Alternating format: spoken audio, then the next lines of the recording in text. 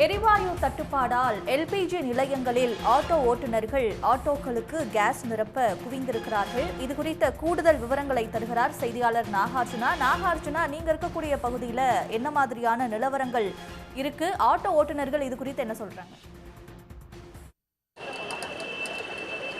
நிச்சயமாக America, Israel, Iran போர் பதற்றம் காரணமாக இந்தியாவிற்கு எரிபொருள் தட்டுப்பாடு என்பது ஏற்பட்டுள்ளது. குறிப்பாக அரபு நாடுகளிலிருந்து எரிபொருள் தட்டுப்பாடு காரணமாக உலகம் முழுவதுமே எரிபொருள் தட்டுப்பாடு ஏற்பட்டுள்ளது. இந்தியாவிலுமேயே குறிப்பாக எரிபொருள் தட்டுப்பாடு காரணமாக உணவகங்கள், பெரும்பாலான முக்கிய இடங்களாகிய பெங்களூர் உள்ளிட்ட நிலையங்களில் சிலிண்டர் வணிகத்திற்காக பயன்படுத்தும் எரிபொருள் சிலிண்டருடைய தட்டுப்பாடு என்பது ஏற்பட்டுள்ளதால் உணவகங்கள் மூடப்பட்டுள்ளது.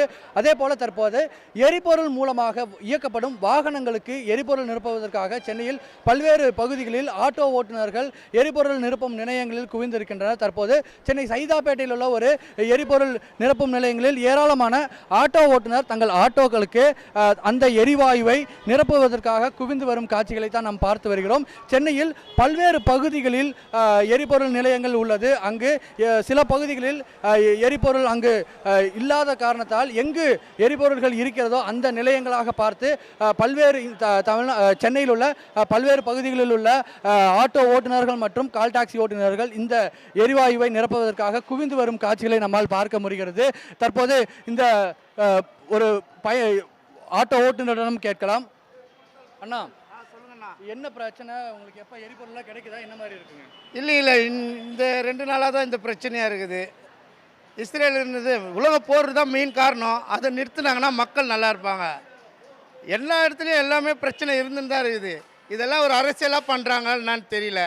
கேஸு எரிபொருள் கிடைச்சா தானே நாட்டு மக்களுக்கு மெயினான ஒரு சமையல் பண்ணுறோம். இப்போ இன்னொரு 4 நாள் எங்கள் வீட்டில் கேஸ் காலி ஆச்சுன்னா என்னென்ன பண்ண முடியும்?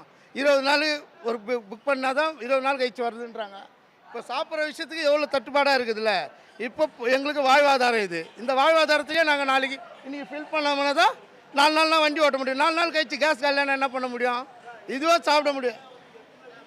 இல்லை 20 நாள் கிடைக்காதுன்றாங்க, ஒன்றுமே பண்ண முடியாதுன்றாங்க. நன்றி. அதுக்கப்புறம் நீங்கள் பார்த்துங்க.